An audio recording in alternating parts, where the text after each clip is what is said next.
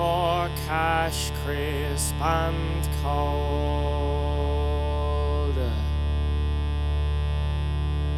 but never has a young man been ever so wealthy as I'm about to be with my blue and gold. My love that keeps me sober and sighs when I'm over. She tucks when the talk of finances arise. She says there's no food for eating, nor money for heating. In rolls the evening, I'm up to my eyes.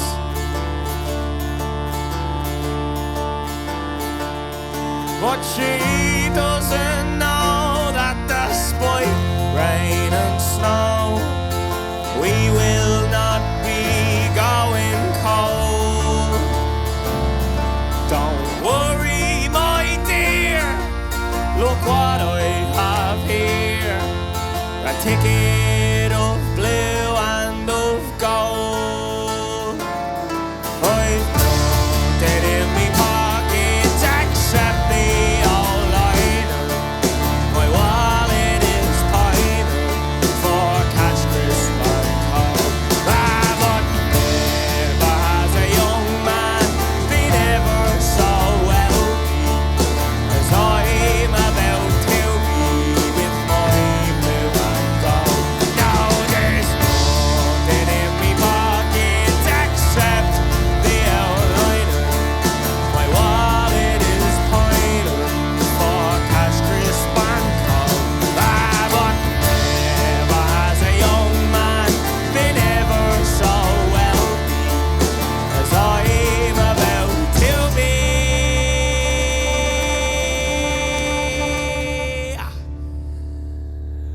with my blue and gold.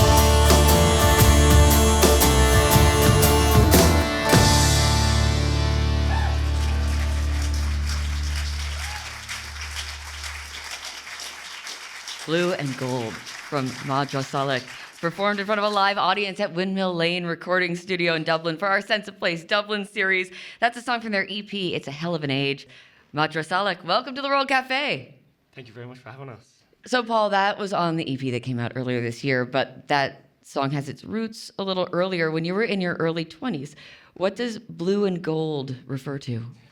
I used to work in a warehouse, and on my lunches, I'd go to a petrol station nearby and I'd buy a scratch card. And the scratch card kind of became this habit that would go along with my lunchtime purchases, because I'd kind of daydream while I was doing them that I was going to make a lot of money and I quit my job and move somewhere sunny.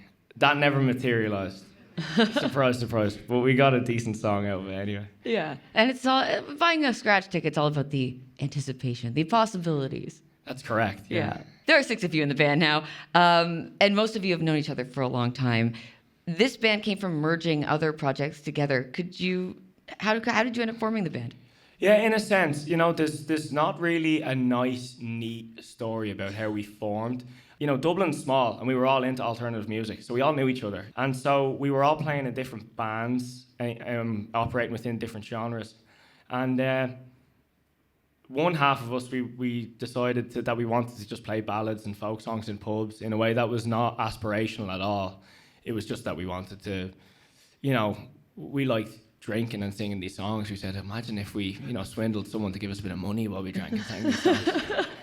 And then there was another kind of wing of us that wanted to explore on a production level some tape drones and try out what other people were doing within the Irish folk revival.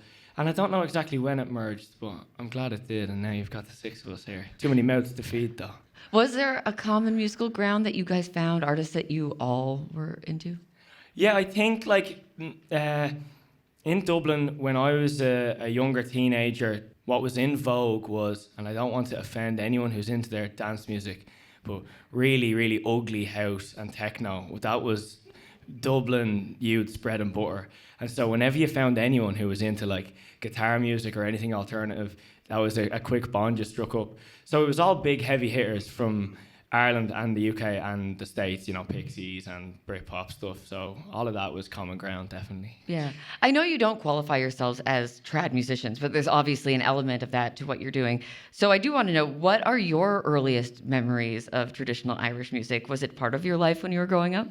Absolutely not. I didn't like it at all. Really? I thought it was stuffy and lame, and I was like, I'm not interested in it at all. And I won't say that was the attitude in my house. My dad was a big fan of like Planksty and that sort of thing. But like in Ireland, you have these kind of like trad music dynasties where people are like totally entrenched in it. None of us really came for that. There was an appreciation within our families of it. But for me, what the like lights on moment was when I heard Shane MacGowan and the Pogues for the first time, and I was like, this is punk music, this is cool. And Yeah. then that opened the floodgates, and now I listen to all sorts of things that I would have wouldn't have allowed to be on near me before. Yeah.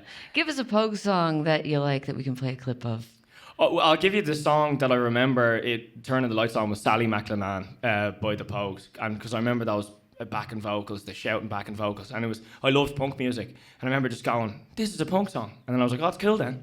And then all of a sudden Irish folk was cool, and so yeah, I have Shane MacGowan to thank for that and much more. Let's hear the Pogues on World Cafe. Sad to say I must be on my way, so buy me beer or whiskey cause I'm going far away. I'd like to think I'll be returning when I can to the greatest little boozer and to Sally McLennan. The years went by and twice the chance I grew to be a man. I learned to love the virtues of Sally McLennan. I took the cheers and drank the beers and crawled back home at dawn. I ended up a barman in the morning. That was music from the Pogues on World Cafe. I'm here with Madra Salach on the show for Sense of Place Dublin sessions. The next song you're going to play for us is also from your EP, It's a Hell of an Age. Could you tell us about The Man Who Seeks Pleasure? I'll stop you there, Raina. Sorry, it's Madra. Madra. I was asked to... Have I been saying it wrong the entire time? I don't know, I didn't. That's the first time I've caught it. I was asked to intervene with pronunciation. You are, 'cause I did. I told you we to do haven't that. made it easy on you with Irish, and I'm sorry about that. Salach. Madra, Salach. If you think of like saw and a lock. Oh, I like that. Yeah. What you need to do before one of these is give me a little visual Absolutely. representation with drawings. And we're I can do that. We have way more time for you guys. We like to give the BBC a hard time when they get it wrong. Yeah. But you guys are involved. We're You just guys North are far enough Americans, removed. we You're don't allowed. know. Yeah. Sorry. No, just it's to okay. stop you.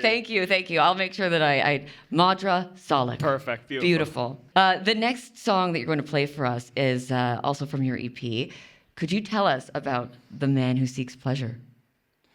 Yeah, The Man Who Seeks Pleasure is at present kind of like a pretty special song for us, and I think for the people who come to see our shows. It's the song that we finish out the sets with. It was written kind of all at once, and we haven't changed it since, and I guess it's maybe our oldest song. It came from me and Jack Martin. He was playing around with some drone loops and that sort of thing. We were in his house, and I just started singing this line that I had written down, and he started playing the guitar, and this song just kind of came out of us, and we were like, oh, we should probably record that. And we did, and it's mad because now we've brought it to the full band and everyone's put their mark on it and elevated it, but in a sense, in terms of like its structure, it kind of hasn't been touched. So it's unusual like that, because usually we're poring over every detail, and in our songwriting as a collective, there's usually not a bar wasted and a bar that we haven't thought of, but this one's a bit of an outlier, and people seem to have gravitated towards it, so I'm excited to share it with you now. Madra Salach, The Man Who Seeks Pleasure, live for World Cafe. Thanks, Raina.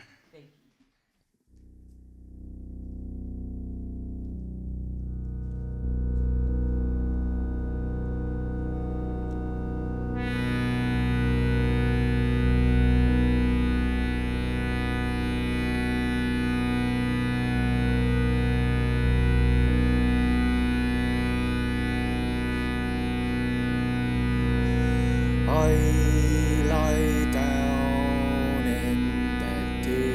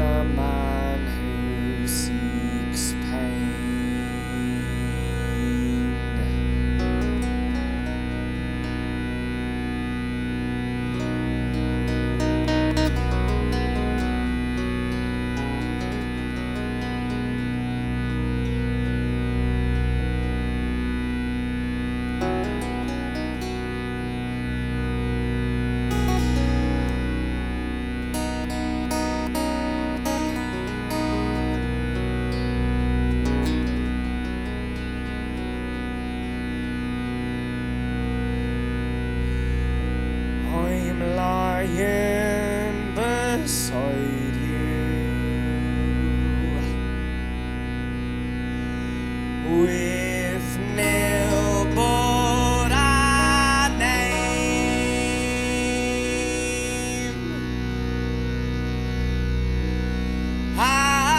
The man who seeks pleasure is the man who seeks pain.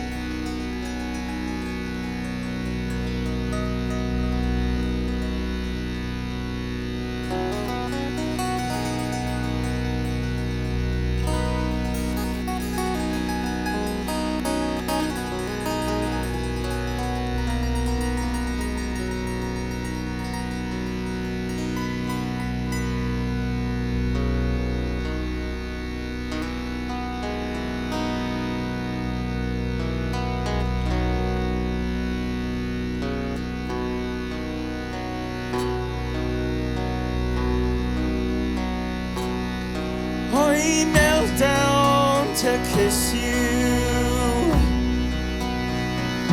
lick the sugar off the cane. But the man who seeks pleasure is the man who seeks pain. I'm lying beside you,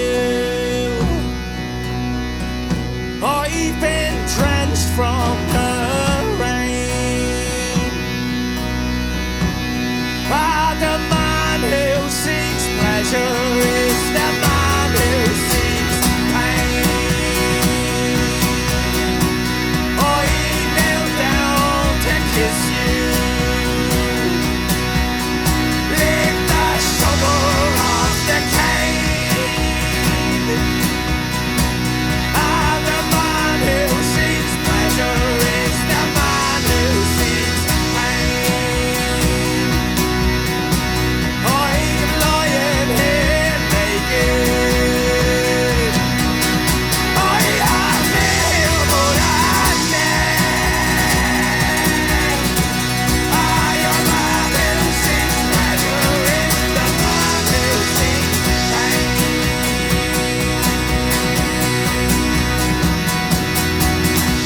the man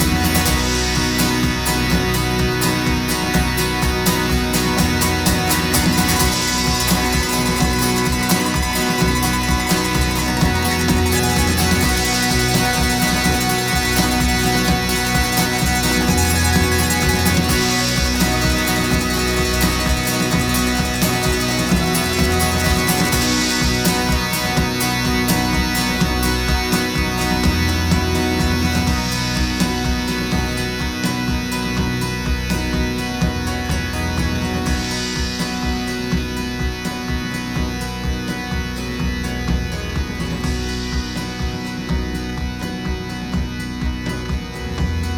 I'm lying in the deer with nil but a name.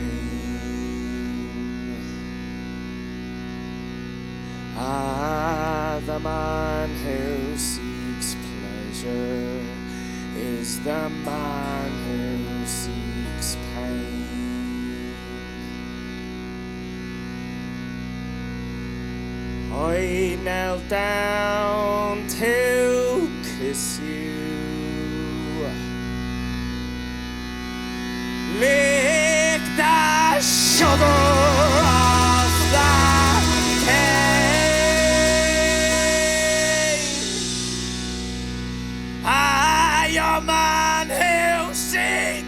pleasure is that man who seeks pain.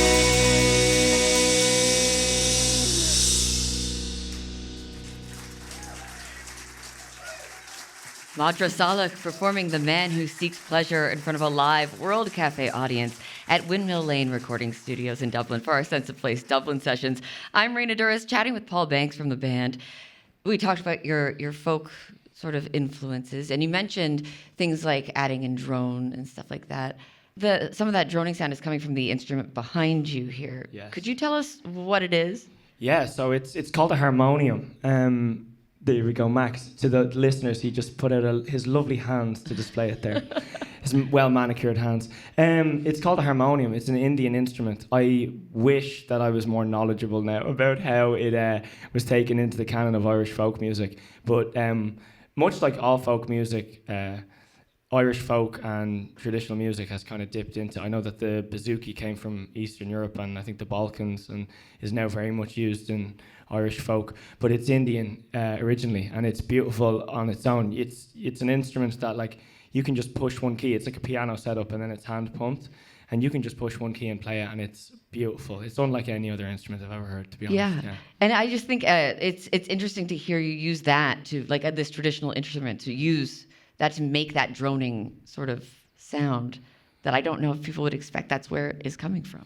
Yeah, it definitely has a kind of built-in hypnotic element that means that it just creates, I think the fact that it's acoustic as well and that it's being made in the room, it has an effect on me anyway, yeah. On World Cafe, I'm talking to Madra Salach. I was online the other day, and someone was posting about how Ireland has, and I'm quoting the tweet I saw, invented a stage of grief that's fun. And I wanted to ask you for your take on that. What to you is it about Ireland and Irish culture that has this drive to turn pain and suffering and difficult things into not just art that isn't sad, but art that you can kind of party to almost? Yeah, I think it's definitely intertwined with the history of this nation. It's a history of being downtrodden and it's a history of oppression. And so I think life will always flourish regardless, and that's what makes it beautiful. The fact that there was an entire empire that tried to destroy Irish language and Irish culture and Irish music, and they failed. And it was, warships and artillery and violence and murder that they employed against it, and it still failed because life prevailed against it. And so there's plenty of sad, reflectively sad Irish songs and folk ballads that reflect that. But there's also the joy that prevailed despite it all. Yeah. I mean, there are countless Irish artists who've been celebrated all over. Why do you think it has such a broad appeal around the world? This is my slightly more cynical take, because I gave you a very uncynical take Go at the for last it. one. I think that in saying all that, I think on the world stage right now, people are maybe more politically minded and people have turned their eye and are a little bit more aware of the history of colonialism around Europe and of course, it orchestrated by Europe around the world.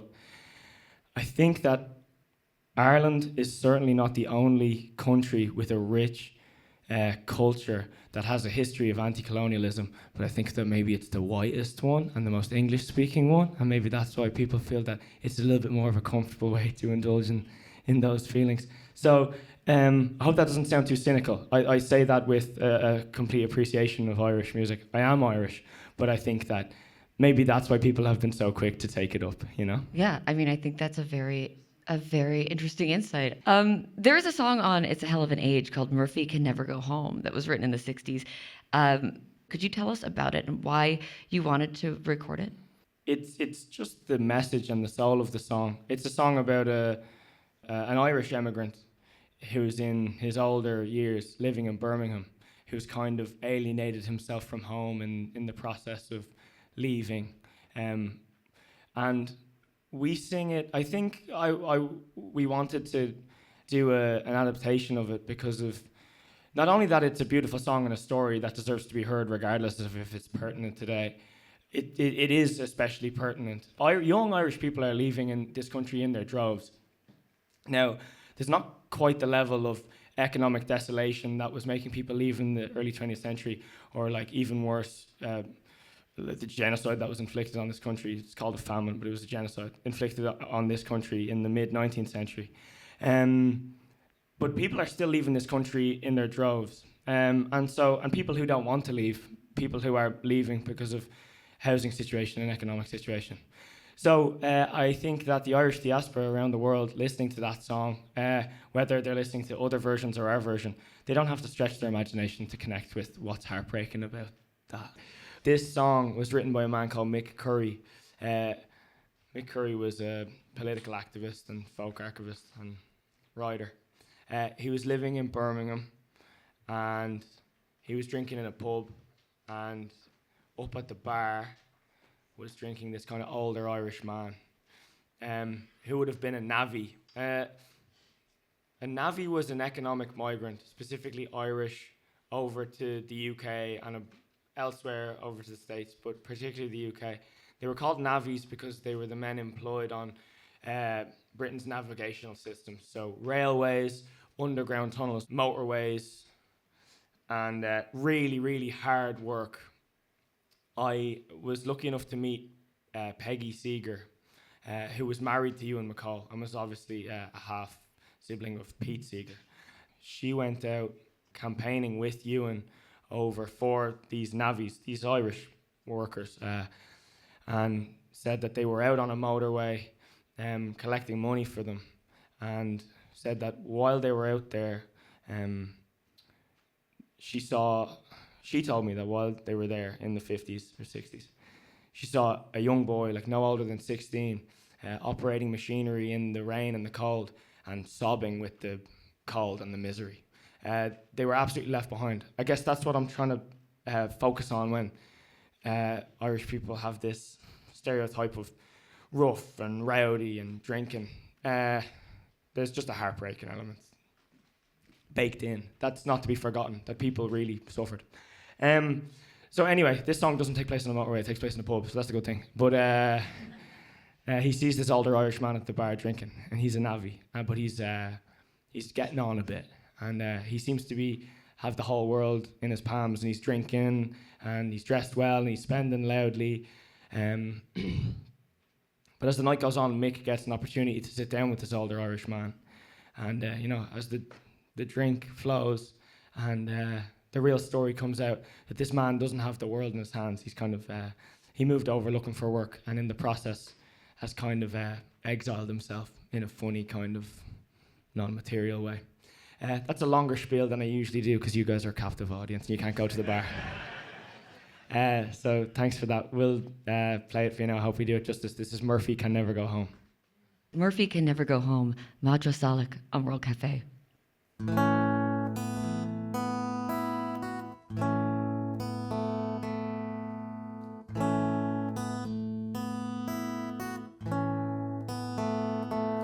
Well, it's a hell of an age, puts a man ill at ease, sets his mind in a rage, makes him weak at the knees. When he sees things are changing, he's marking time. His workmates all 20, and he's past his prime, and he longs to go back home to Ireland, for he's tired of the crack and the living it rough. And his 21 years on the buildings have taught him that when you have nothing, then you've had enough. As he sits in the bar and he smokes his cigar, and he boasts how he's never alone. But I know he's lying, his big heart is breaking. Murphy can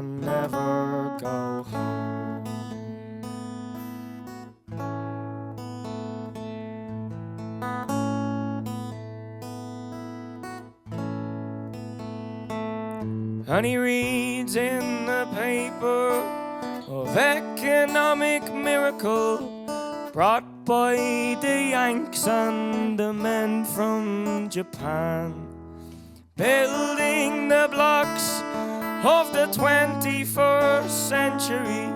What use have they for a labouring man? Once hard men were heroes, now they are fools, and all the old values uprooted and gone.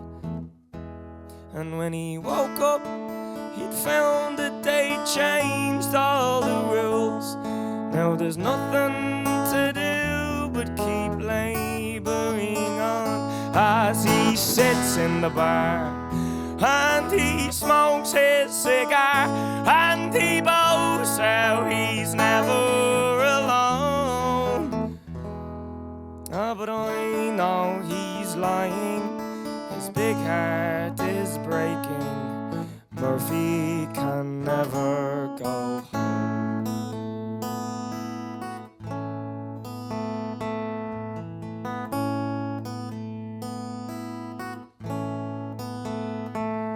It's a hard, rocky road that took him to Birmingham, long in the making, no going back.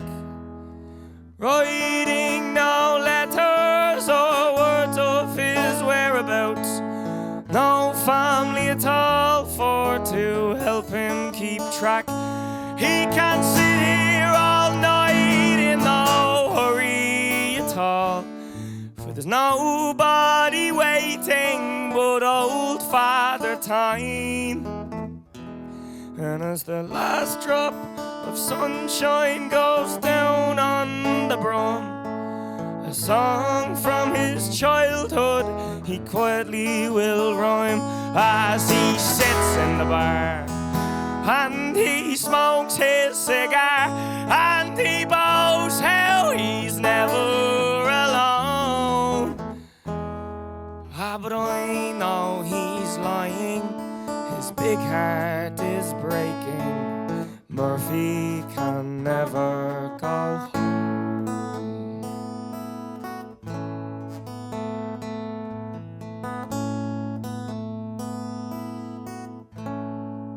Thank you very much, guys.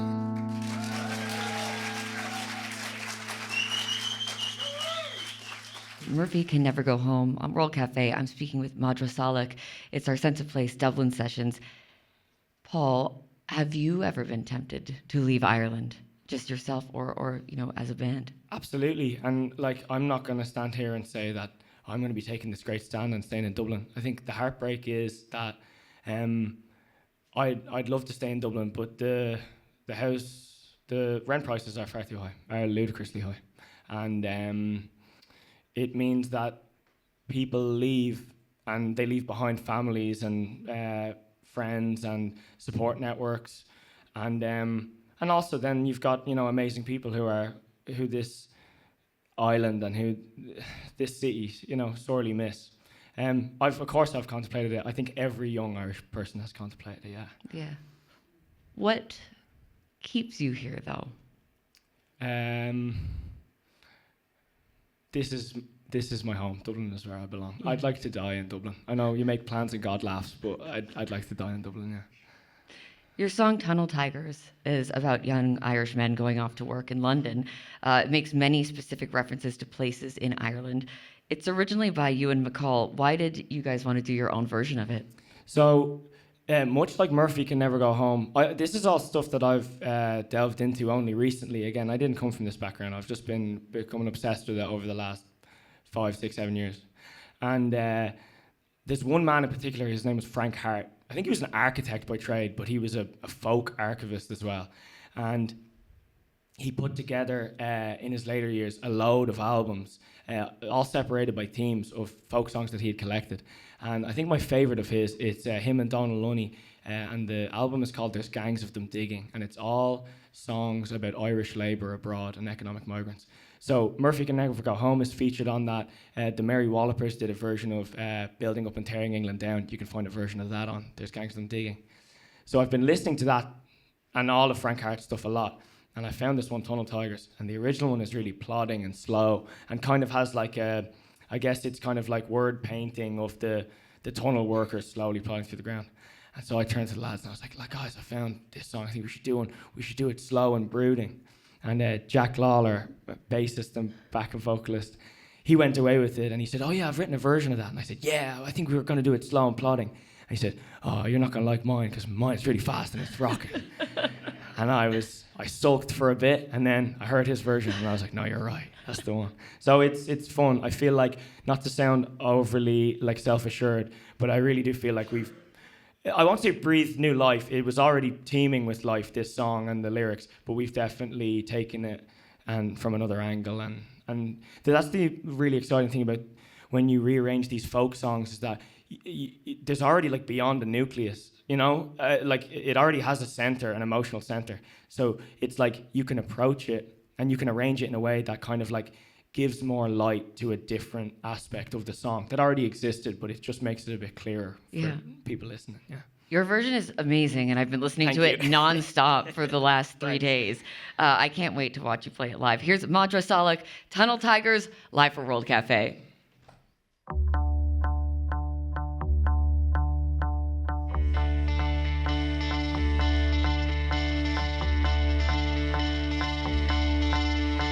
Hares run free on the Wicklow Mountains, wild geese fly and foxes play.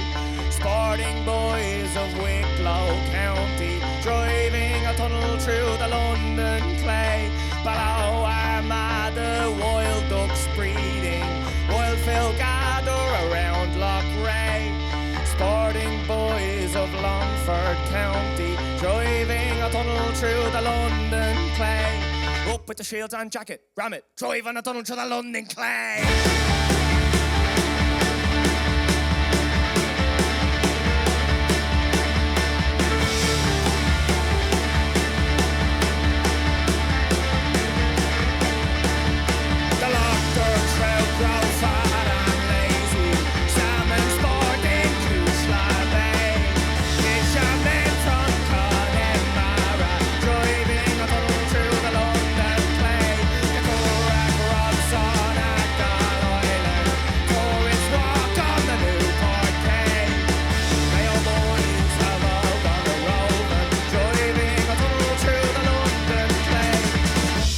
And jacket, ram it, drive on a tunnel to the London clay.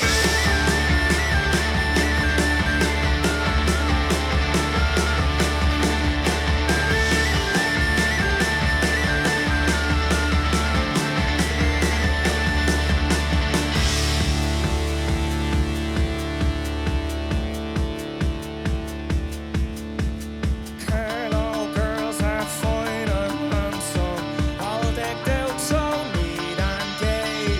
Hello, boys, don't come to court them, driving a tunnel through the London clay. Up with the shields and jacket, ram it, driving a tunnel to the London clay.